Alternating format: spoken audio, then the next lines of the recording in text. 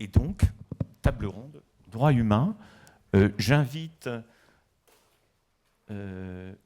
oui, Frédéric. Frédéric, donc, alumnus de l'université, qui a accepté de modérer ce moment. Et je te cède la parole, Frédéric. Merci. Merci à toi.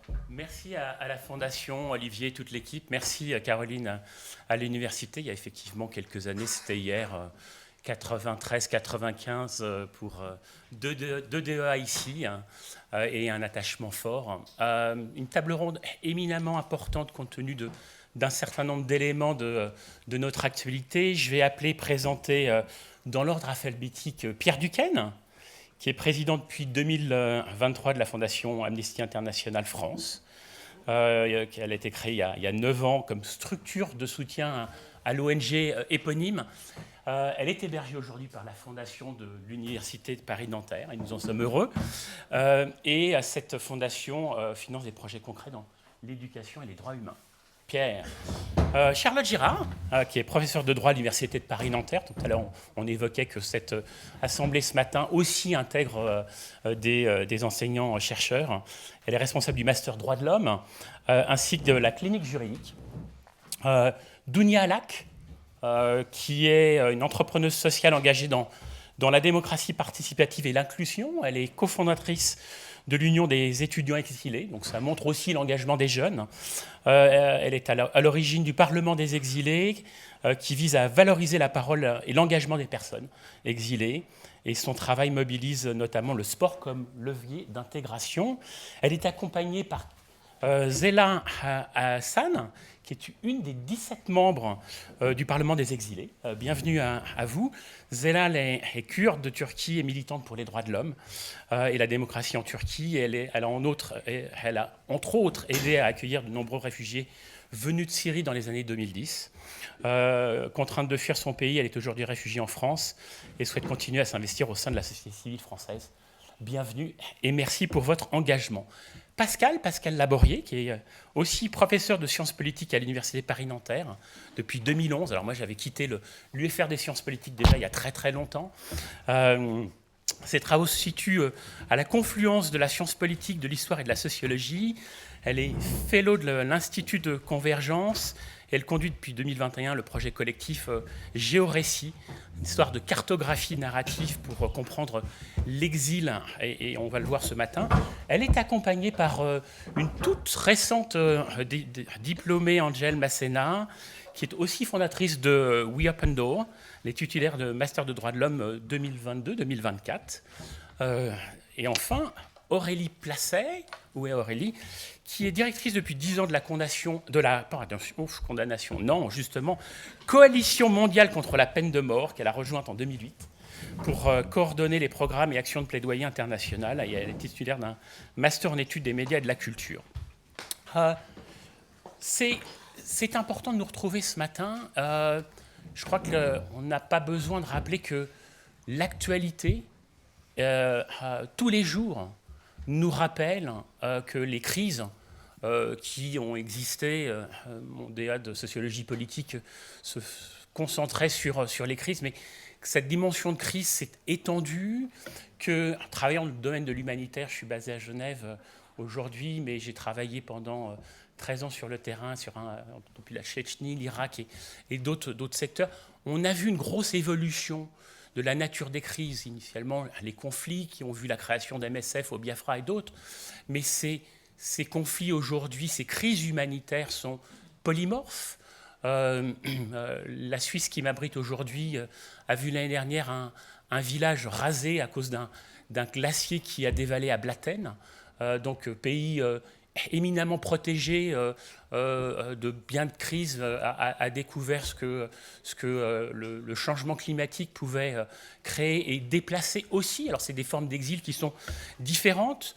Nous avons le président et représentant de la CCI, l'élément économique dans le déplacement d'êtres humains depuis l'Afrique subsaharienne et d'autres parties du monde est bien évidemment déterminant.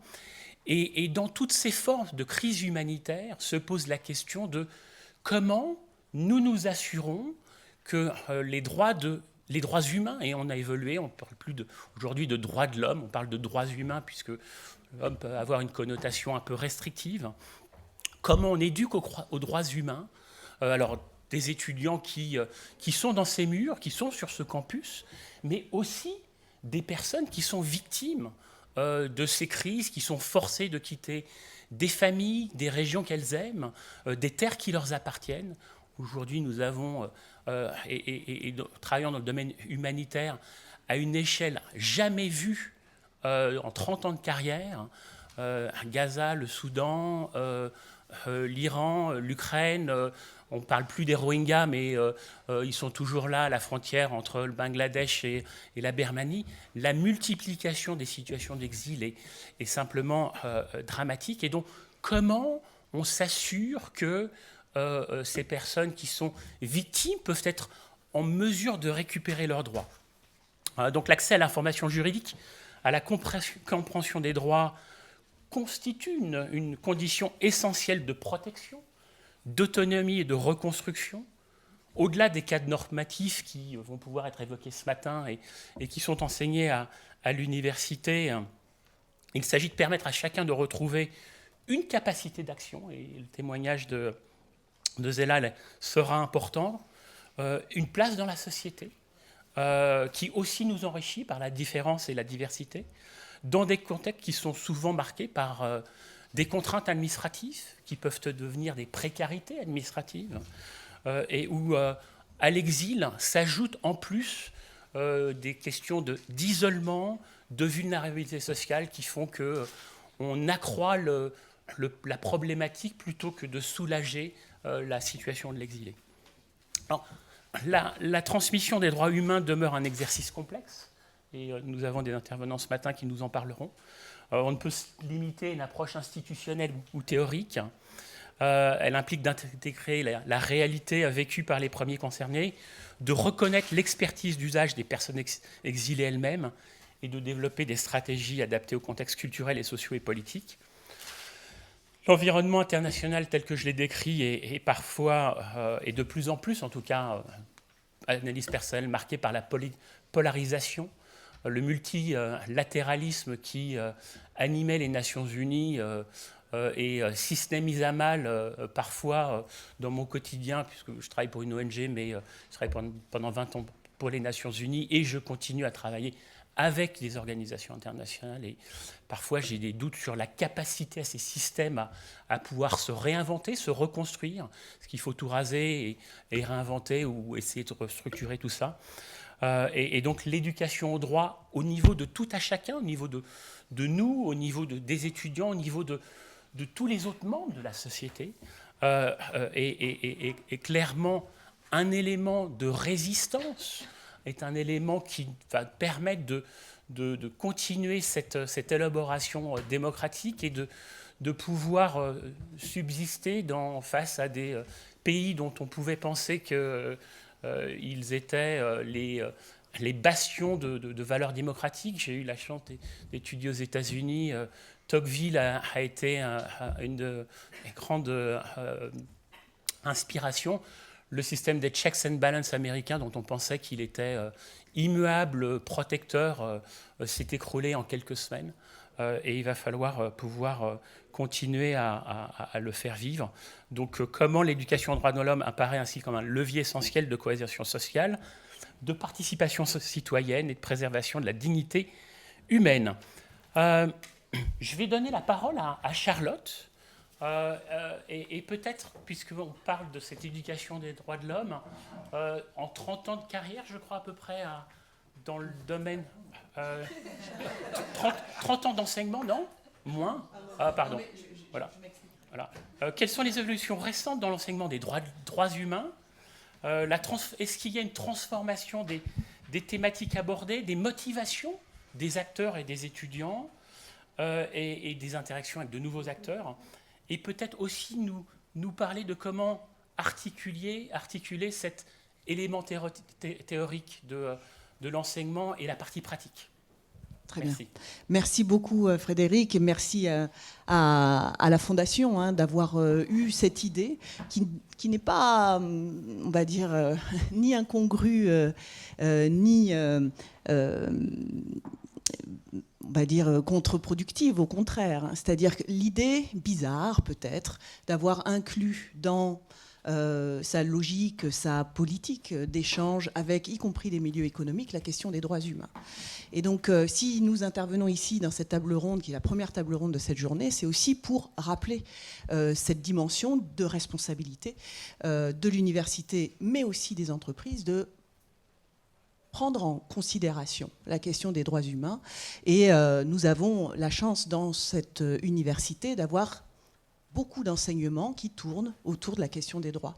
Et donc c'est pour ça que j'ai été invitée. C'est qu'il se trouve que je co-dirige le master système juridique et droits de l'homme, et particulièrement le parcours droits de l'homme de ce master, qui est une création très ancienne. En fait, c'est presque une tradition nanterroise. On est le premier master en France qui, en 1993, a sorti sa première promotion d'étudiants spécialisés en droits humains.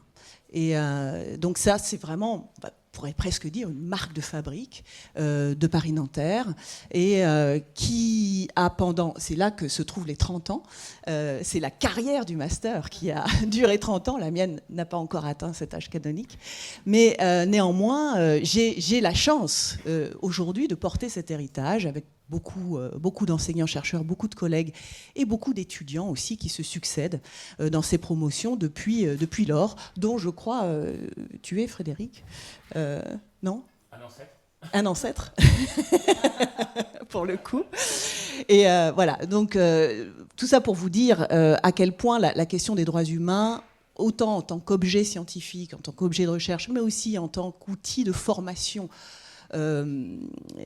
à la vie professionnelle, à la vie des juristes, à la vie sociale aussi, a compté dans cette université, continue de compter et évidemment compte pour nous en tant qu'enseignants-chercheurs, en tant que transmetteurs de savoir. Et alors la question de savoir si cette manière d'aborder les droits a changé, je ne peux pas dire non, forcément. C'est-à-dire que la question des droits humains est une question incarcérés à l'intérieur du monde, à l'intérieur d'une société, à l'intérieur des enjeux politiques, sociaux, économiques qui sont le contexte des droits humains. Et donc, on en tient compte quand on enseigne cette matière.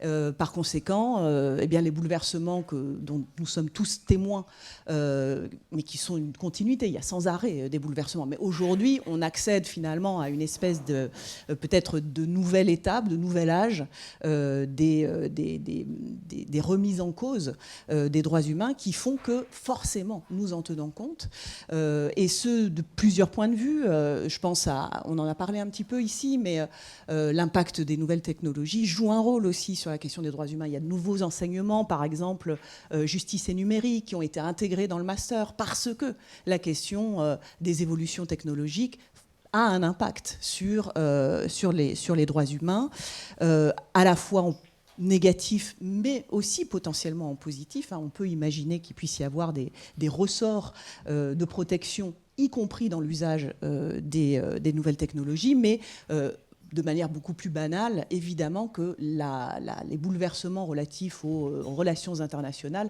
produisent des effets. Et vous le connaissez en tant que citoyen du monde, mais la question du droit international des droits de l'homme en prend un coup en ce moment. Et évidemment que cela fait partie des matières qui doivent s'adapter et doivent réfléchir à la manière de mieux protéger les droits humains à une échelle internationale. On pourrait aussi parler de manière plus interne, parce que ce master ne fait pas que du droit international humanitaire ou du droit international des droits de l'homme, mais aussi du droit interne, en particulier du droit administratif, en particulier du droit des étrangers. Là aussi, il y a de ce point de vue-là des bouleversements, voire des révolutions littéralement juridiques que nous devons prendre en compte, que nous devons enseigner, car nous formons énormément de juristes, en particulier des avocats, mais pas seulement, des acteurs, des associations, des ONG qui protègent les personnes réfugiées, donc on va en parler tout à l'heure, qui protègent aussi les personnes sans papier ou avec papier, mais d'origine étrangère, ce qui n'est pas sans parfois poser des difficultés à ces personnes. Donc voilà, donc ce sont tous ces éléments-là qui sont forcément répercutés à l'intérieur des enseignements que nous délivrons. Je pourrais également évoquer la question des motivations par rapport au changement. Le point de vue des étudiants aussi est important.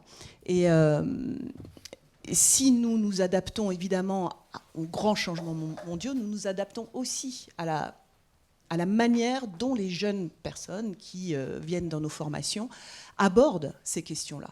C'est-à-dire qu'on a de plus en plus, et ça presque je pourrais dire que c'est une génération post-Covid aussi que nous avons, et ça a un impact sur leur point de vue relativement à la question des droits, où on a des étudiants de plus en plus exigeants, notamment par rapport à la question de la vulnérabilité, par rapport à la question de la santé, et tout ça est comment dire, transmis cette fois-ci de l'extérieur vers l'intérieur et nous oblige, nous, en tant qu'enseignants-chercheurs, à prendre en considération ces attentes, ces urgences et ce besoin de plus en plus marqué véritablement d'agir et d'agir sur la société, etc.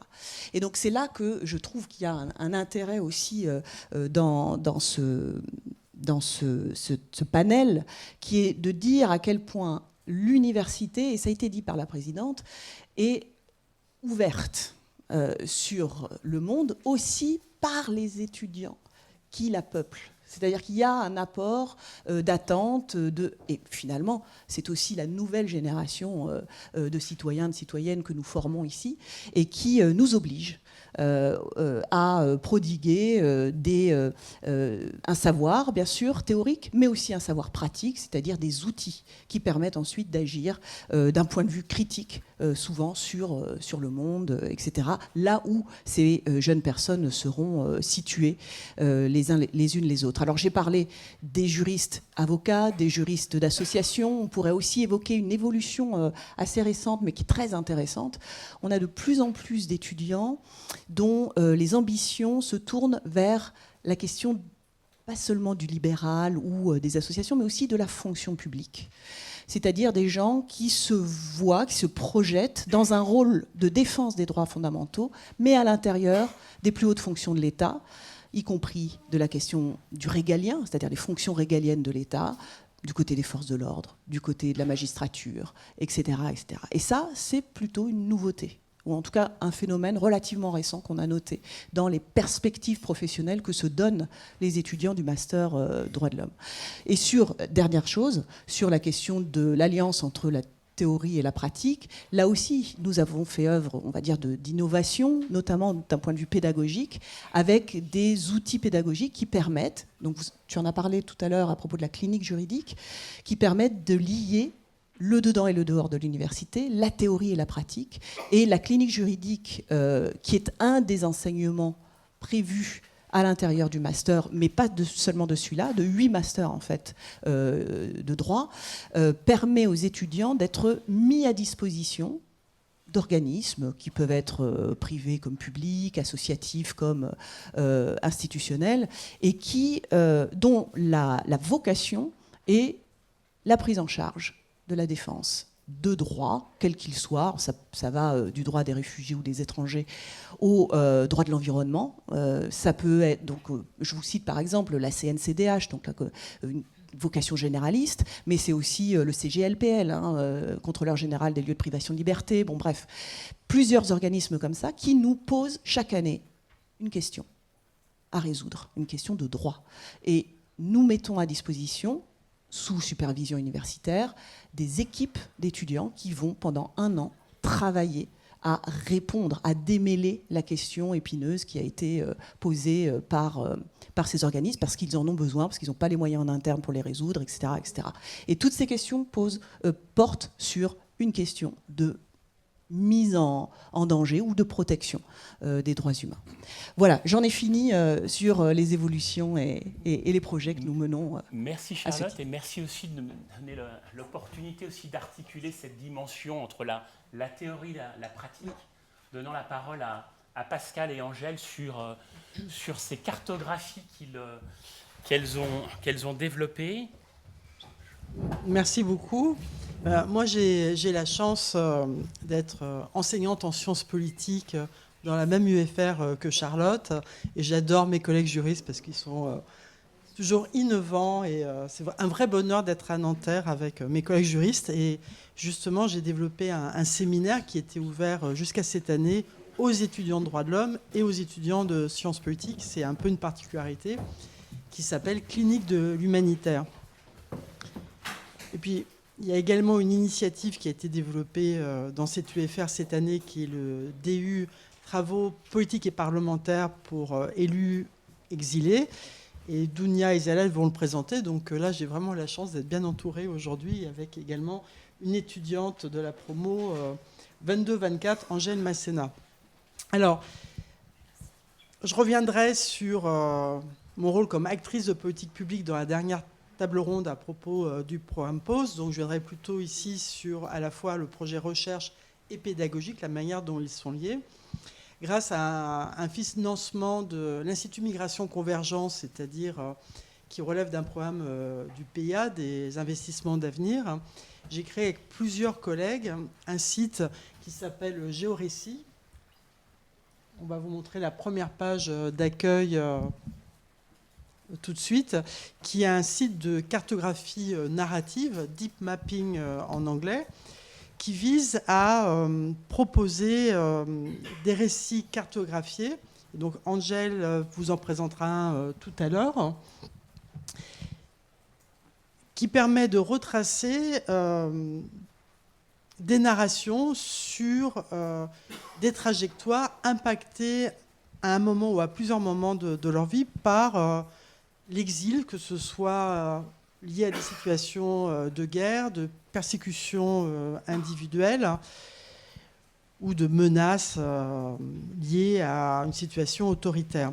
Ici, ce qui est important, c'est que ce n'est pas un répertoire ou un dictionnaire des exilés, mais c'est bien comprendre comment, à un moment donné, une contrainte, un danger impacte cette trajectoire. Donc, il ne s'agit pas de réduire la personne au moment de l'exil, parce que personne n'est exilé ex ante ou ex post, on n'est pas exilé à vie non plus. Et c'est de retracer toute une histoire, c'est-à-dire la formation antérieure, les parcours, le moment de cet exil, la reconstruction. Il y a toute une partie de cette base qui propose des récits historiques. On a des collègues qui travaillent sur des archives des années 30 et 40. Moi-même, je travaille sur l'Uruguay des années 70, donc mes enquêtés ont une très grande et belle carrière. En général, plutôt des médecins, des biologistes qui sont liés à l'Institut Pasteur et qui ont eu la chance en France d'être recrutés comme directeurs de recherche au CNRS au moment où le CNRS s'ouvrait aux étrangers et pas seulement au recrutement interne, et qui ont créé le dernier Institut Pasteur à Montevideo, qui fait que la France reste un des partenaires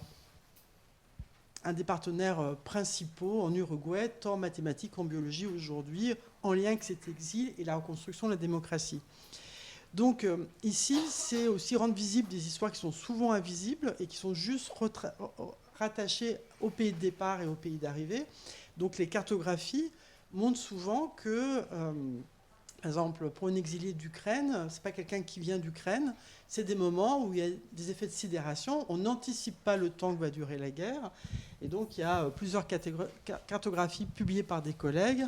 Et on voit bien que finalement, il y a une temporalité, une dimension spatiale qui ne sont jamais produites dans des récits purement en entretien, parce qu'on regarde les moments de passage, et puis d'autant que ça prend.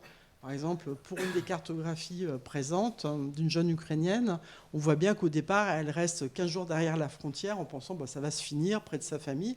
Puis peu à peu, elle n'a plus de moyens. Donc progressivement, pendant 3 mois, elle se déplace en Roumanie, elle va à Bucarest, elle n'a plus du tout d'argent, elle prend un billet de train gratuit pour Marseille, et de là, elle va trouver un asile à Besançon. Voilà, donc c'est une base de données qui propulse un site qui est hébergé par Humanum, qui est donc l'infrastructure des sciences sociales et humaines, donc à vocation pérenne, bien sûr avec le RGPD, parce que c'est des données personnelles hautement sensibles. Et donc, c'est la société Euris pour Humanum qui a créé avec moi et l'équipe, et Maïssa Mnimer, qui était à l'époque présente dans cette équipe, ce site, qui est une innovation technologique, puisque en fait, si les cartographies numériques existent avec des logiciels, on a créé des cartographies interactives. C'est-à-dire on peut aller d'une cartographie à l'autre, on peut chercher par des outils, des moteurs de recherche, des institutions. On peut voir par exemple tous les récits liés à Nanterre, on peut voir tous les récits liés par exemple à l'Uruguay ou bien au Kurdistan ou à d'autres sujets. On peut voir les hommes, les femmes, les disciplines, etc. Donc il y a, sur la première page, si on peut passer sur la page d'accueil qui est le premier onglet, il y a des moteurs à gauche, où tu cliques sur Géorécit, voilà. Et donc là, si on descend, il y a des moteurs de recherche interactifs. Et bien entendu, chacun, c'est comme une revue en ligne, chacun est auteur de son propre article. Donc ici, on peut faire des entrées individuelles, comme pour une revue en ligne. Et il y a plusieurs collections qui sont créées de manière collective. Il y a une collègue d'Uruguay qui sera présente dans quelques minutes. Et il y a des collections qui sont faites en partenariat avec des universités étrangères sur la mémoire de l'exil. Ça, c'est très important, notamment pour le Chili, l'Argentine et l'Uruguay. Donc, je travaille avec des étudiants de master aussi dans ces pays. Et on a travaillé aussi avec une association Doudounia, l'Union des étudiants exilés, sur la reprise d'études, les DU passerelles et les étudiants qui cherchent à reprendre des études.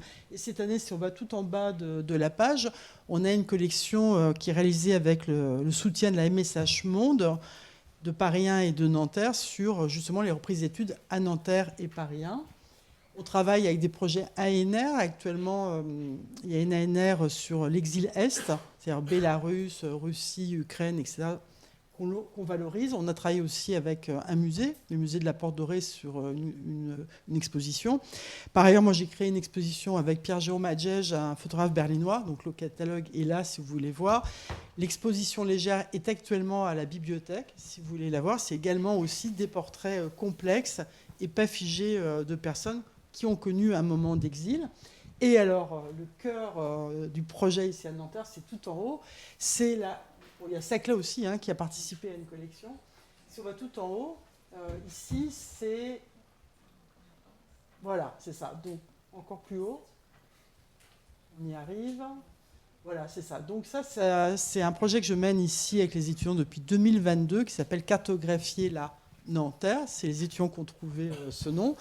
Et chaque année, je travaille avec des promotions de droits de l'homme et de sciences politiques sur une base optionnelle. C'est-à-dire que ce séminaire est optionnel, c'est comme ça que ça marche. Si c'était un cours obligatoire, je ne pourrais pas du tout faire cette configuration. Je leur propose de travailler en binôme avec une personne qui souhaite contribuer avec son récit à cette histoire, que ce soit des chercheurs ou des artistes en danger. C'est une collaboration avec le programme PAUSE, le programme d'accueil en urgence des scientifiques exilés, mais également l'atelier des artistes en exil, ou parfois d'autres contacts et de personnes, parce qu'en fait, on a beaucoup de personnes qui demandent à être présentes sur la carte. D'ailleurs, il y a beaucoup plus de demandes qu'on peut y répondre, puisque je suis toute seule à gérer la base maintenant, donc c'est un énorme travail. Et une cartographie demande plusieurs heures de nettoyage. Enfin, Angèle pourra raconter, je suis un peu maniaque aussi sur ce qu'on peut publier en ligne ou pas. Et ici, les étudiants donc, apprennent à construire un récit. Qu'est-ce que c'est de construire un récit sur l'exil? Qu'est-ce qu'on peut mettre? Qu'est-ce que c'est qu'un témoignage oral? Ils font un texte, donc le plus gros du travail, c'est un texte. Et ensuite, il y a une formation à ce qu'on appelle les humanités numériques. Donc, ils apprennent à monter eux-mêmes la carte dans la base. Et bien sûr, il y a une validation par les personnes concernées à chaque étape, que ce soit le texte ou la cartographie en ligne sous RGPD. Parfois, les cartographies sont anonymes.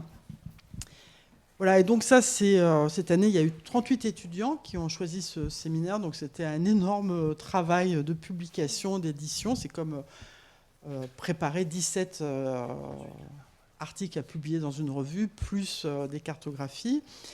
il y a eu quelque chose qui est apparu cette année, qui a été un très grand bonheur avec les collègues avec lesquels je travaille sur les DU passerelles ici à Nanterre comme à Paris 1.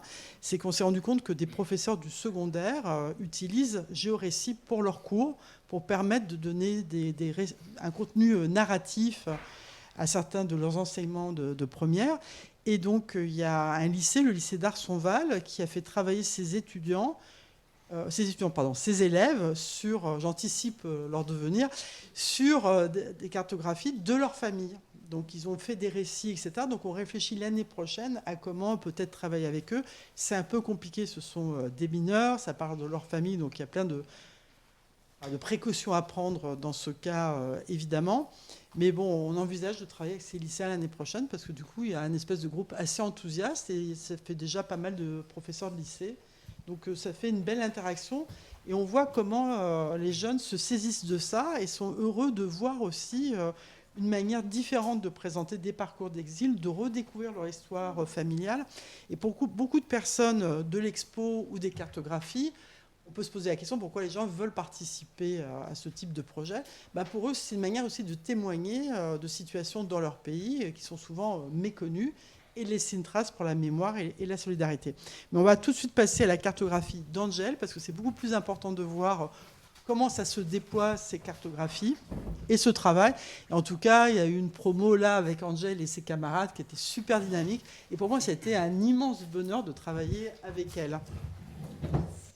Alors merci à toute l'université et aussi Charlotte Girard et surtout Madame la professeure Pascale Labourier. Comme je vous l'ai dit et comme Frédéric l'a dit, je suis un peu stressée. C'est un peu la première fois, la deuxième fois que je participe et que je prends la parole pour parler de ces sujets qui me tiennent vraiment à cœur. Alors lors de mon année de master, nous avons réalisé avec ma co-autrice Gulshahar Mohammad, la réalisation d'une cartographie parlant d'une personne en particulier et celle de Taha Siddiqui. Alors Taha Siddiqui, c'est qui ? Alors c'est un Pakistanais c'est une personne qui est née au Pakistan et qui avec sa famille s'est installé très tôt en Arabie Saoudite dans l'espoir, comme tant d'autres de familles, d'une vie meilleure.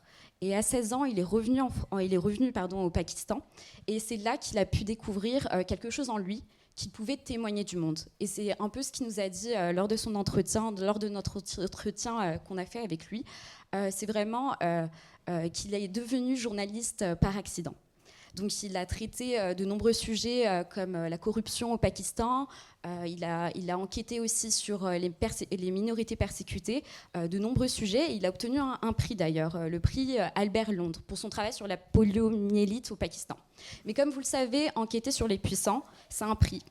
Donc en 2017, l'armée resserre son emprise sur la presse. Taha est harcelé, il est intimidé. Donc comme il connaît ses droits, il décide d'en user. Donc il porte plainte, la haute cour lui donne raison, mais malgré tout ça, les intimidations persistent. Donc sa vie est vraiment en danger, il a une famille, il y a également, il me semble qu'on a aussi, je pense que pas la cohorte, mais comment dire ? Oui, la promo, voilà, merci. La promo de l'année passée qui avait travaillé sur la cartographie de sa femme, qui, il me semble, je crois, elle était photographe, me semble-t-il. Oui, c'est ça. Hein. Je pourrais la montrer après. Ouais. Donc, peu de temps après, le 10 janvier 2018, il se retrouve vers le chemin pour aller à l'aéroport d'Islamabad et il se retrouve face à 10 personnes armées de Kalachnikov qui le ruent de coups et il réussit à s'échapper d'une porte déverrouillée. Et c'est à ce moment-là qu'on voit que des fois, la liberté, elle tient à si peu. Donc aujourd'hui, ce que nous pouvons observer avec cette cartographie, c'est pas seulement une simple biographie de la vie de quelqu'un. C'est bien plus que ça. C'est une tentative de rendre visible ce que les statistiques de l'asile cachent. C'est mettre un visage sur vraiment le parcours d'une personne qui quitte son pays et qui n'a pas le choix et qui se retrouve ici en France à faire face avec ses traumas, ses difficultés, ses peurs et de se reconstruire ici. Alors, il y a aussi un autre moment dont Taha m'a beaucoup parlé, c'est ce côté soutien psychologique. Il m'a parlé du fait que, bien sûr, toute association apporte un soutien psychologique, mais là, des fois, bien sûr, comme tout le monde, se sent submergé. Et Taha m'a parlé du fait que, pour lui, tout le monde aussi n'avait pas connaissance de cet appui psychologique, et même s'ils le savaient, ils en avaient honte. Ici, la honte devient vraiment une honte profonde, parce que voir un psychologue, c'est un peu se considérer comme être fou. Et là, je répète vraiment ces mots que j'ai bien sûr traduits. Et donc ici, je pense que c'est pas un détail, c'est vraiment le cœur du problème. Parce qu'avant de transmettre les droits humains, avant de transmettre les connaissances, il faut essayer d'arriver à un point de rencontre avec la personne, essayer de comprendre ses peurs, comprendre ses difficultés, et vraiment arriver à un stade où c'est OK de ne pas dormir de la nuit, c'est OK d'avoir peur comme moi, c'est OK de se sentir pas bien, de ne pas se sentir le plus fort, surtout quand on est un homme qui part avec sa famille, avec une femme, des enfants en bas âge, c'est OK. Donc je pense que malgré on peut écrire toutes les conventions du monde, voter toutes les lois possibles, mais je pense que c'est très important de savoir que avoir un droit, ça ne suffit pas, il faut le savoir. Et même si le droit existe, mais si on n'en a pas connaissance, ça devient un droit fantôme. Donc ici, il y a aussi une autre phrase qui m'a énormément marquée, et c'est celle de mon papa, parce que moi aussi, je suis enfant d'immigrés, donc mes parents ont eu la chance, mes grands-parents ont participé à la guerre en tant que Français, donc mon grand-père est né au Vietnam, mais il y a tout eu un projet de migration, tout un parcours migratoire, et mon père m'a dit quelque chose, et que je continue, et que je travaille là-dessus aussi, avec beaucoup des personnes que j'accompagne, c'est quand on quitte un pays, on ne commence pas à 0, mais on commence à -1. On commence à -1. Et ça, on me l'a toujours dit depuis que je suis petite, parce qu'on vit dans un environnement où on a une double culture, une langue qui n'est pas la nôtre, parce que nos parents apprennent le français avec nous, comprennent leurs droits avec nous. Donc je pense que c'est très important ici. Donc c'est un peu tout ce que rappelle la cartographie ici. Elle essaye de rendre visible le départ invisible qu'on n'en parle pas assez. Donc voilà. Donc je pense qu'aujourd'hui, transmettre les droits humains, ça ne se passe pas forcément qu'avec une permanence juridique 2 fois par semaine, mais c'est plutôt se rappeler vraiment, j'insiste encore une fois, de comprendre la personne, de comprendre ses peurs, de comprendre ce qu'elles savent et ce qu'elles ne savent pas, et d'arriver à ce cheminement et de pouvoir à la suite aider la personne.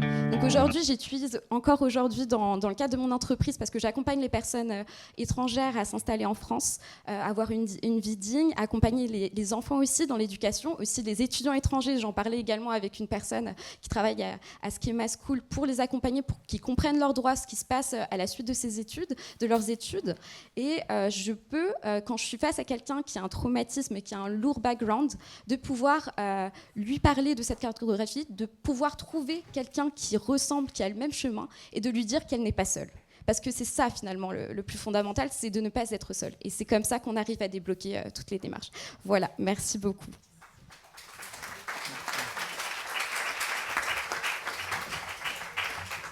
Merci Pascal pour la présentation de ces outils, et Angèle également, et aussi le témoignage personnel. On va poursuivre avec des témoignages personnels, et je vais donner la parole à Dounia et Zelal avec une question peut-être pour introduire votre interaction. Quels sont les freins à la prise de parole? Angèle en a mentionné certains, des personnes exilées, et comment apprend-on concrètement à comprendre que l'on a des droits, à les exprimer, et afin de passer du statut de bénéficiaire à statut d'acteur de son exil et de sa transformation. Bonjour à tous.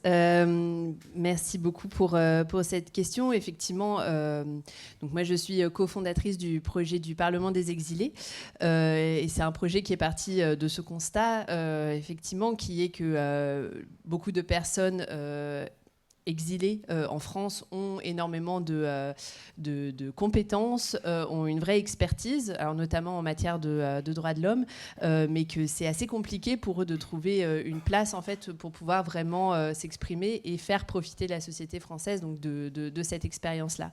Et donc c'est un peu de ce constat-là qu'est né le Parlement des exilés. Donc le Parlement des exilés, c'est la première assemblée citoyenne apartisane composée uniquement de personnes exilées, donc qui est née effectivement de plusieurs constats. Donc premièrement, donc, le fait que la voix des exilés est assez peu entendue, alors qu'on entend, on a... Je pense, vous, comme moi, avez entendu beaucoup de choses autour de la migration. On sait que c'est un débat qui agite beaucoup le débat public. Et pour autant, il y a très peu d'espace où les personnes exilées peuvent vraiment s'exprimer. Pourtant, on sait qu'elles ont énormément de propositions très concrètes à mettre en place. Elles peuvent vraiment être force de proposition dans des sujets, dans des domaines très, très différents. Accès à l'éducation, accès au marché de l'emploi, accès aux cours de français, à la culture française, etc. Donc le but du Parlement des exilés, c'est vraiment de mettre les personnes exilées au centre, de capitaliser, entre guillemets, sur leur expérience d'engagement, que ce soit dans leur pays d'origine ou bien déjà en France, puisque donc, voilà, beaucoup d'entre eux sont déjà des militants des droits humains. Et au Parlement des exilés, on a 17 parcours exceptionnels qu'on pense...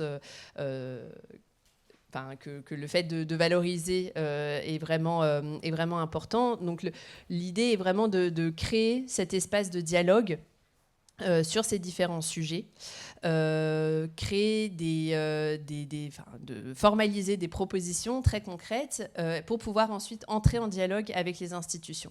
Et donc, on a eu la chance d'être accueillis par de très nombreuses institutions, et notamment celles qui travaillent sur l'asile et sur l'accueil, donc que ce soit l'OFPRA, l'OFI, la CNDA, etc., mais aussi donc, un certain nombre d'élus, et voilà, Zélal pourra en parler. Alors très concrètement, on a organisé donc des élections au sein des communautés exilées l'année dernière, donc des élections qui ont réuni en quelques jours près de 5400 électeurs, donc des exilés qui votaient pour leurs députés exilés, entre guillemets, donc qui les représentent. Donc on a au sein du Parlement des exilés 17 députés, 9 femmes et 8 hommes, qui sont organisés autour de commissions thématiques, donc accès à la vie démocratique, accès aux droits, accès à la culture française, donc avec cette idée toujours de réfléchir donc, avec les électeurs et puis entre eux, donc, à formuler des propositions très concrètes accompagnés de personnes qui peuvent un peu les aiguiller sur les aspects plus techniques. Ce Parlement des exilés est structuré autour d'un diplôme universitaire qui a été mis en place par Paris-Nanterre, et donc grâce à Pascal Laborier, à Christophe Voillot, à toute l'équipe donc, des enseignants et de l'administration qui ont fait confiance et qui ont souhaité donc, soutenir ce projet. Et donc l'idée de ce diplôme universitaire est donc de se concentrer autour de plusieurs axes, donc des axes un peu plus théoriques qui visent vraiment à donner des clés de compréhension de la vie institutionnelle en France. Donc ici on a des enseignements autour des droits de l'homme, mais aussi autour des institutions françaises, l'histoire de France, l'histoire de la migration, beaucoup de rencontres aussi, donc je disais plutôt avec des institutions, des élus, des ateliers, des visites dans différents lieux. Et puis, ce diplôme universitaire se termine par 2 mois de stage auprès d'élus ou au sein d'institutions. Donc, Zélal pourra en parler puisqu'elle est actuellement en stage auprès d'un sénateur socialiste. Et donc, l'idée est vraiment donc, de donner des clés de compréhension théorique, mais aussi une expérience vraiment pratique de ce qu'est la vie démocratique et institutionnelle en France pour pouvoir, fort de ces compétences personnelles et puis donc, acquises au cours de cette formation, pouvoir s'engager s'engager plus activement dans la vie démocratique et citoyenne en France. Alors je laisse Zélal donc prendre la parole pour parler un peu de son parcours. Donc Zélal fait partie elle est une des 17 députées exilées qui a été élue l'année dernière. Bonjour à toutes et à tous. Je m'appelle Zélal, je suis kurde de Turquie. Je suis une réfugiée, mais c'est pas la première fois que je suis une réfugiée. J'étais aussi réfugiée dans mon propre pays, sous contrôle d'une autre identité, un autre système antidémocratique. Et en France aussi, je suis devenue malheureusement une réfugiée. Et jusqu'à je suis arrivée à rencontre avec le Parlement des exilés, j'étais vraiment invisible, en train de perturbation toutes mes confiances. Mais heureusement, je voudrais remercier à l'Université Nanterre, tout d'abord la présidente, et les acteurs qui ont créé cette initiative exceptionnelle, Madame Laborier et Madame Dunia, cofondatrice de notre projet. La question droit humain, droit de l'homme, ce n'est pas une sujet théorique pour moi. C'est un parcours, c'est une identité, c'est une histoire pour moi. Et j'appartiens à un peuple, plus de 60 millions de personnes reparties dans plusieurs pays, qui sont toutes apatrides. Un peuple qui lutte depuis des siècles pour la reconnaissance des droits fondamentaux. Je grandis dans une région où les questions de la langue qui étaient interdites pendant un siècle par les constitutions de l'État. Et la question identité, légalité, reconnaissance était présente dans la vie quotidienne. J'ai également grandi avec les récits de violences, des disparitions, des déplacements forcés, de nombre de souffrances qui ont marqué plusieurs générations de ma communauté. Je suis née dans une famille très engagée politiquement. Ma mère, elle ne savait pas ni écrire ni lire, mais elle a se consacré à sa vie défendre pour la dignité humaine et les droits fondamentaux.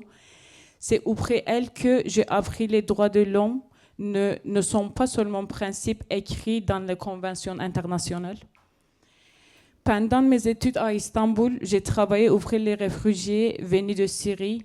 Beaucoup avaient vécu pendant des années sans véritable qu'ils étaient tous kurdes dans la situation vraiment difficile.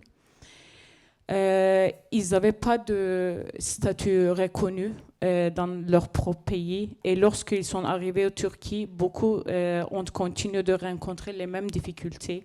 Sans documents reconnus, avec les statuts précaires, ils restaient exclus de nombre de droits. Et lorsque je suis arrivée en France, j'ai eu mon tour reconstruire de ma vie encore une fois. J'ai découvert des obstacles, la langue, les démarches administratives, surtout les isolements, des difficultés, intégration professionnelle qui m'a dérangée et j'ai eu beaucoup de souffrance à cause de ça. Pendant plusieurs années, j'ai perdu ma confiance en moi et je me suis éloignée de la vie sociale. Même si j'avais vraiment très mal sur la question linguistique, j'ai fait du bénévolat avec l'Union étudiants exilés et Emmaüs. Et grâce à eux que j'ai découvert le Parlement des exilés. Pour moi, ce projet a été plus qu'une expérience citoyenne. Il représente un véritable espace de reconstruction. Pour la première fois, depuis longtemps, je me suis sentie écoutée, reconnue et utile. J'ai retrouvé confiance en moi, qui est vraiment très important pour moi. Et malheureusement, à cause de mon niveau de la langue aussi, j'ai perdu toute mes confiances. C'était très difficile d'accéder ou trouver des formations professionnelles pour apprendre, pour améliorer un niveau académique.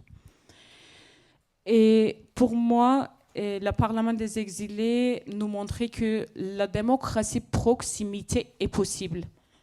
Et ça, c'est vraiment essentiel pour moi. Il nous montrait que les personnes exilées ne sont pas seulement bénéficiaires politiques publiques, mais aussi citoyens engagés, capables de proposer des idées, construire des solutions, de participer à la vie collective. Même si ce projet arrivé aujourd'hui son terme, il a laissé quelque chose de très précieux, l'espoir. Et l'espoir qu'une démocratie plus inclusive est possible, l'espoir que les personnes exilées puissent être vues non pas comme un problème et un numéro de dossier, mais comme des femmes et comme des hommes capables de contribuer à la société. Je suis convaincue que l'éducation aux droits de l'homme permet non seulement de connaître ses droits, mais aussi retrouver sa voix et dignité, capacité d'agir. Aujourd'hui, je suis en dialogue avec plusieurs des institutions françaises, mais malgré mon niveau de la langue. Et je suis en stage avec le sénateur M. Éric Kerrouche, Parti socialiste. Et je suis en train d'apprendre les vrais fonctionnements du Parlement national, parlementaire, au cœur de Parlement, cœur de l'État. Et je suis en train d'écrire les propositions de loi et apprendre les amendements et tous les fonctionnements de l'État vraiment. Et questions écrites, questions orales, j'ai déjà rédigé dans le cadre du Parlement des exilés. Dans la commission vie démocratique aussi, on a écrit une proposition de loi pour une convention citoyenne aussi, pour laisser les exilés dans la vie quotidienne en fait. Je vous remercie à vous tous. C'était un parcours très difficile jusqu'à arriver ici, mais grâce au Parlement des exilés, je suis très heureuse d'être parmi vous aujourd'hui. Merci.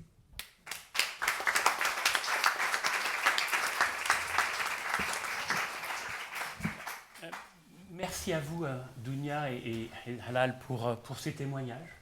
Moi, je retire de ce que vous avez évoqué des mots forts comme identité, perte de confiance, se sentir écouté, démocratie de proximité. Et je pense que ce n'est pas facile, ça ne relève pas uniquement de mécanismes institutionnels, ça relève de notre humanité. Vous avez parlé d'invisibilité, ce qui est peut-être notre transition vers la prochaine intervenante. On est un petit peu en dépassement de temps. L'invisibilité, Aurélie, vous travaillez pour la coalition pour combat contre la torture. Des invisibles aussi, des gens qui sont emprisonnés. Comment l'action d'une coalition peut-elle soutenir concrètement l'éducation aux droits humains ? Merci. Bonjour à toutes et à tous. Merci à la Fondation Paris Nanterre pour cette invitation. Alors, la beauté d'une coalition, donc la Coalition mondiale contre la peine de mort regroupe aujourd'hui 210 organisations dans le monde entier, et notamment beaucoup d'organisations de personnes exilées qui ont dû fuir leur pays pour des raisons souvent politiques et sont arrivées en Europe et ont créé une association qui leur permet de continuer à défendre les droits de leurs concitoyens, notamment d'Arabie Saoudite, d'Iran, et de continuer à lutter contre la peine de mort grâce à leur parcours d'exil. Ce travail en réseau, il permet aussi des apprentissages croisés. Les organisations membres de la Coalition mondiale sont dans le monde entier et on essaye de favoriser le partage de bonnes pratiques et d'apprendre en fait les uns des autres de ce qui se passe dans un pays peut être utile dans d'autres pays, et notamment que les organisations qui sont en exil partagent aussi entre elles comment elles travaillent, comment elles arrivent à garder des contacts avec les familles des prisonniers dans les différentes... Par exemple, en Iran, en ce moment, c'est un énorme travail de collecte de données grâce aux personnes qui ont de la famille dans les différentes prisons en Iran et qui arrivent à avoir des informations, des données sur le nombre de personnes exécutées chaque jour et qui arrivent à avoir justement cette traçabilité, aussi cette mémoire de ce qui se passe parce que les données officielles, bien sûr, ne nous parviennent pas. Un travail de coalition pour l'éducation aux droits humains et à l'abolition de la peine de mort, ça passe aussi par le plaidoyer international. Alors on a entendu effectivement qu'il y a en ce moment une crise un peu existentielle des Nations Unies, mais malgré tout, c'est encore un espace ouvert c'est encore un espace qui fonctionne.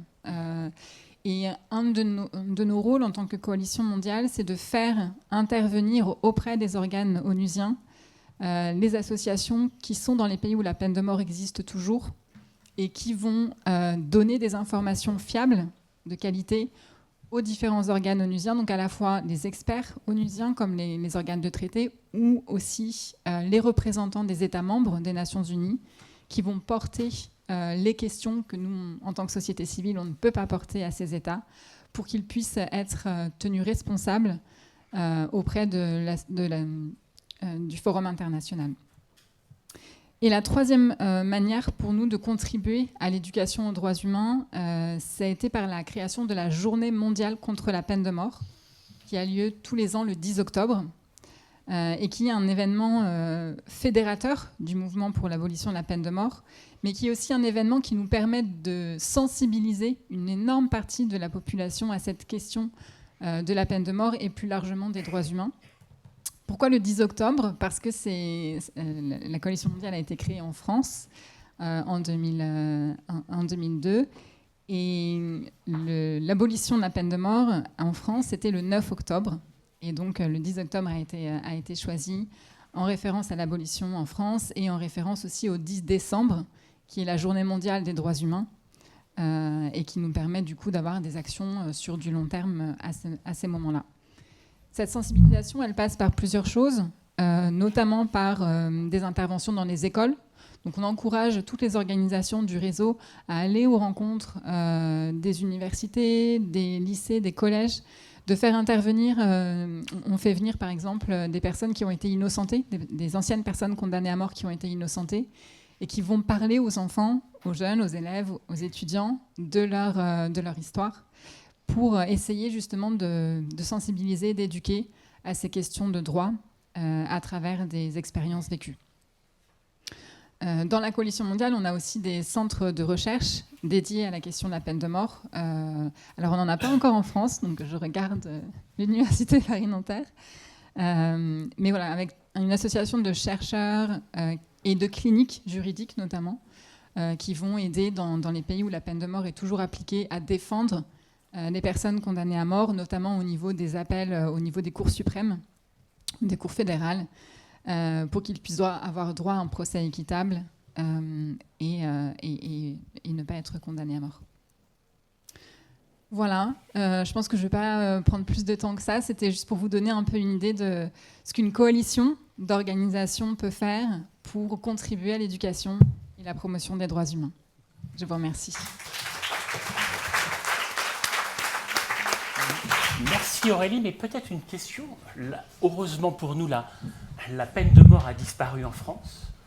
Comment on va dans des écoles et on explique à des enfants, à des jeunes qui ne connaissent pas cette réalité, ce qui se passe dans d'autres pays, en quelques mots? Oui, alors c'est une très bonne question. En fait, la question de la peine de mort et la plupart des droits humains, elle touche au cœur de notre humanité. En fait, même si on n'a jamais vécu, même si on n'a jamais été confronté, on a tous, humainement, émotionnellement, une réaction à la peine de mort.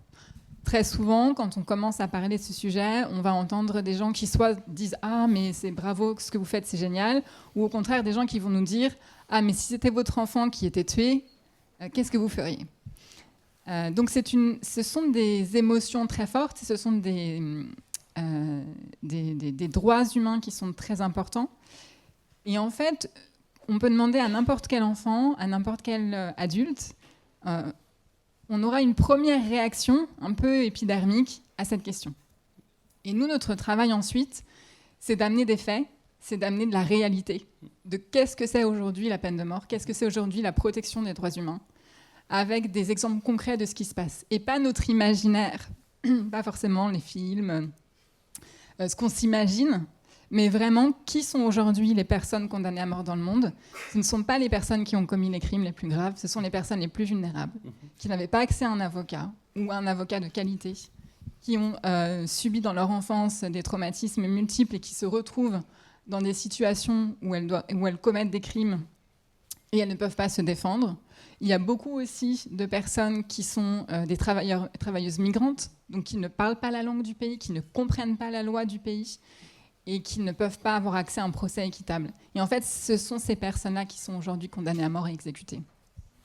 Et donc de parler de un peu nos fantasmes de ce qu'est la peine de mort et de parler de ce qu'est la réalité de la peine de mort aujourd'hui, personne ne reste indifférent.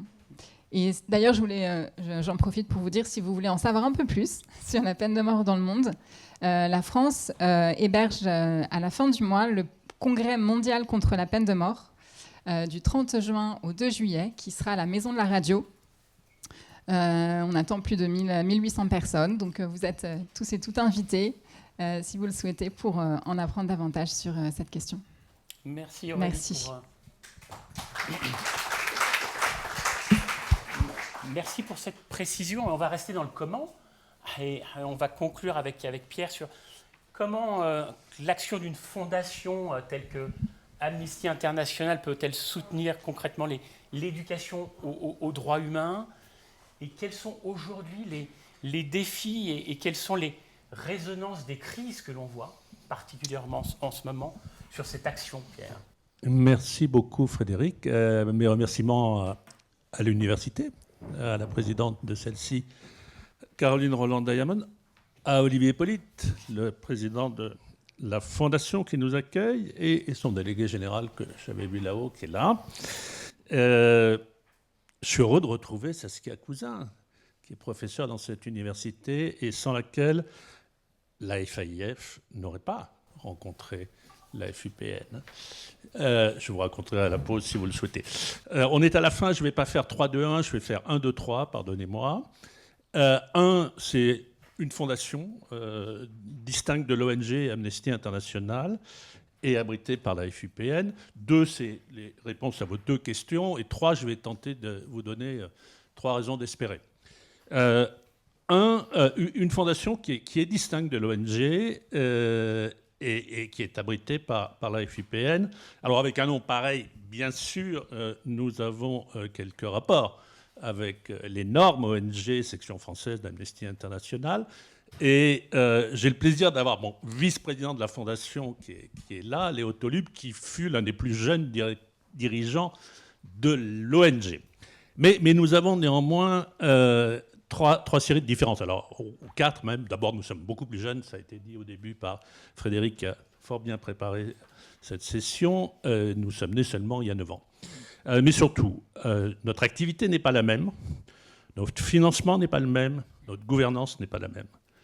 Sur l'activité, nous, alors que l'ONG, et c'est ce que vous avez peut-être en tête, fait de la recherche, du plaidoyer, de la mobilisation, pas seulement en France, dans un cadre international, nous finançons des projets d'éducation aux droits humains concrets en France, sur tout le territoire, montés par des ONG différentes de l'ONG Amnesty, et généralement petites et moyennes, sans perspective internationale. Et je vous donnerai bien entendu quelques exemples en répondant aux questions. Notre financement, une ONG, pour faire simple, c'est plutôt financé par des ressources déductibles à 66% de l'IR, l'impôt sur le revenu. Une fondation, c'est financé à une déduction de 75% sur l'IFI, mais on peut, impôt sur la fortune immobilière. On peut aussi, bien sûr, financer sur l'IR. J'aurais dit avec plaisir, si le président de la CCI était encore là, que les entreprises, il y en a peut-être dans la salle, peuvent aussi contribuer à une fondation au titre de l'impôt sur les sociétés. Et puis notre gouvernance, enfin, c'est la troisième différence, elle est indépendante de celle de l'ONG, de son conseil d'administration. Nous n'avons pas de compte rendu à faire au système mondial Amnesty à Londres, directement ou indirectement. C'est une fondation, et c'est la première, et alors j'adore le rapport d'activité de la FUPN qui dit « notre fondation sous égide ». J'aime beaucoup cette appropriation. Je viens de la découvrir. Nous sommes effectivement non seulement la première, mais encore la seule fondation abritée par la FUPN, parce que nous sommes petits. Et vous avez en tête une immense ONG. Nous sommes une toute petite chose. Hein. Il faut en dépit du nom. Le nom est grand. Mais on a plein d'intérêts communs avec les FUPN. Et bien entendu, le président de la FUPN siège à notre comité exécutif en tant qu'observateur. Alors, mon deuxième point, c'est de répondre à vos deux questions. Comment soutenir concrètement ? Je l'ai dit, en finançant des projets novateurs qui n'existeraient pas sans nous, d'ONG françaises, de petite, moyenne taille, et des projets qu'on espère reproductibles. Alors, vous allez voir, c'est très différent. Ce n'est pas dans les écoles. La DUDH du 10 décembre 1948. Festival de musique techno dans le Luberon. Une ONG vient nous dire, on va faire dans le village, Grand V, 30 000 spectateurs, un stand EDH. Nous disons Banco, ONG du Vaucluse. Nous finançons cette activité. En écho à ce qui a été dit par mes voisines, parcours de migrants. Une ONG occitane crée un jeu de parcours, Monopoly pour les anciens, avec 6 parcours de migrants, un cadre d'Airbus, une femme de cadre expatrié, une femme de ménage légale, un migrant légal, un migrant illégal, je ne me rappelle plus quel était le 6e, et tourne dans les lycées d'Occitanie, et ça marche du feu de Dieu. J'ai découvert à ce moment-là, moi qui suis plutôt dans la catégorie vieux con, que les jeunes jouaient encore aux jeux de parcours et pas seulement aux jeux vidéo. Calac, été 22, Côte d'Armor. Peut-être avez-vous ce fait divers devenu national en tête. Une paisible bourg des Côtes d'Armor se fracture et les gens en viennent quasiment aux mains sur la question de l'accueil des migrants, une espèce de foyer, etc. Ça devient national, été 22. Une troupe de théâtre bretonne vient nous voir à l'automne et nous dire on va aller dans le village, discuter avec les gens et co-construire avec eux une pièce de théâtre qu'on fera ensuite tourner en Bretagne. Nous prenons, nous finançons. Escape Game sur les migrations à Strasbourg, Escape Game culinaire. Un autre sur l'immigration également, et là encore je regrette que le président de la CCI soit parti, à destination des entreprises, dans le cadre de la politique RSE, pour former les cadres. Formation d'outils ludiques et de fiches pratiques pour faire valoir ses droits, on en a parlé tout à l'heure, dans le numérique public. Ou enfin, je pourrais continuer comme ça, on a financé un paquet, déconstruction des discours masculinistes dans les milieux ruraux en Isère. Donc vous voyez la diversité. Donc c'est ça, soutenir concrètement, c'est pas juste faire relire les textes, c'est faire localement. Alors l'impact des crises et leur résonance, c'était votre deuxième question. Il n'y a pas d'impact géopolitique direct sur l'activité de la Fondation Amnesty International, mais il y a un impact très très net de la baisse des subventions publiques. Lors de nos appels à projets, on en fait un en gros tous les 9 mois. Lorsque je suis arrivé président de la Fondation en décembre 23, on avait 8-9 demandes par appel à projet qu'on arrivait à peu près à satisfaire toutes. Puis c'est passé à 20 et le dernier à 40. Et c'est 6-7 fois plus que ce qu'on sait financer.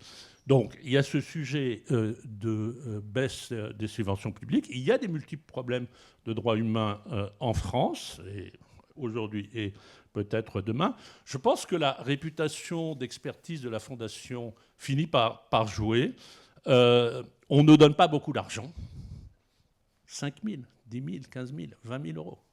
Mais bien entendu, le sceau Amnesty International qui vaut de l'or.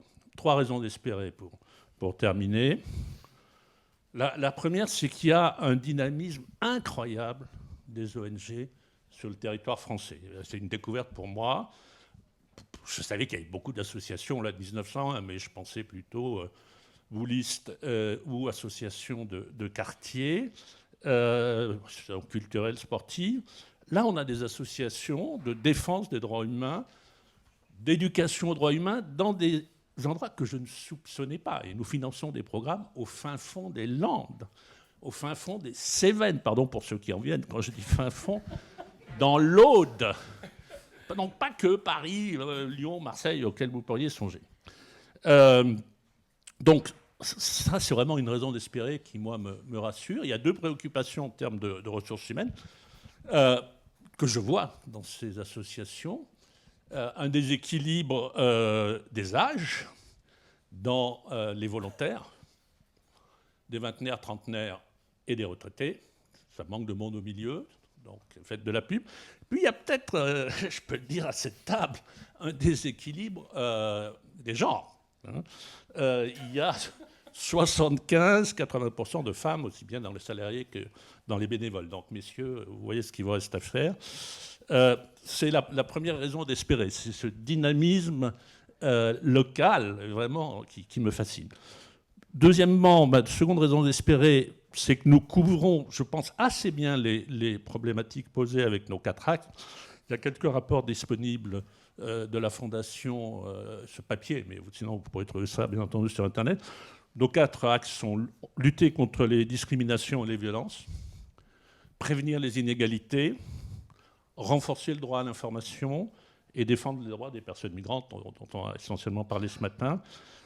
Et je pense qu'il y a 2 particularités dans notre méthode, et ça, c'est le fait, et c'est la première particularité, nous faisons des évaluations détaillées, même pour des 5 000, 10 000, 15 000, 20 000 euros, de 1 heure à la fin, 1 an et demi après le financement des projets que nous finançons. Et c'est la première particularité. Et la seconde, c'est qu'on a un accueil patient, amical. Ça me frappe que les financiers nous le disent.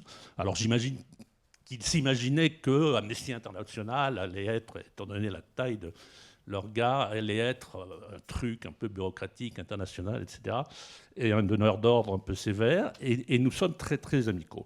Et puis, la troisième raison d'espérer, c'est que vous pouvez investir, vous, dans ce qui n'est pas à vendre.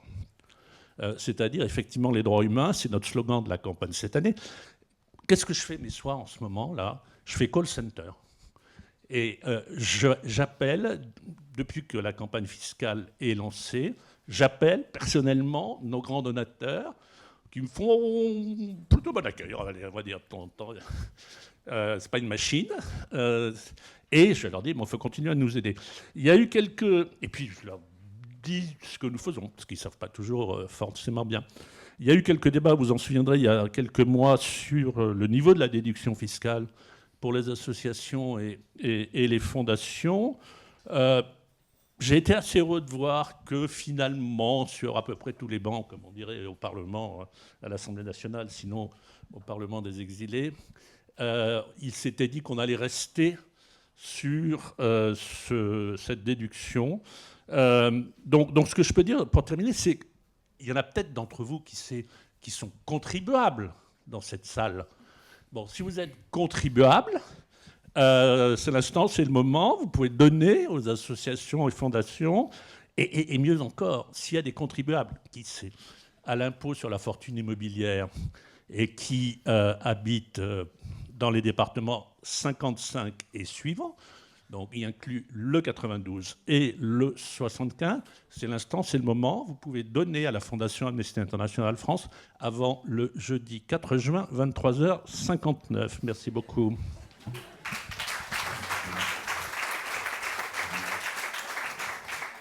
Merci Pierre pour cette note positive. Je crois qu'on est un peu pressé par le temps, mais peut-être que les questions, si vous en avez, elles peuvent être prises dans la pause café. Merci à tous nos intervenants, merci à vous. Je pense que le 4 juin, la date butoir du 4 juin pour faire vos chèques et contributions est importante. Donc j'invite tous ceux qui peuvent. Charité bien ordonnée passe par les moyens qu'on peut avoir et parfois même des petites contributions sont importantes. En tout cas, je le vois au niveau des organisations que je peux gérer, puisque je gère aussi la partie finance. Merci à vous, merci pour votre participation, votre écoute plutôt. Et si vous avez des questions, on peut les prendre pendant la pause café.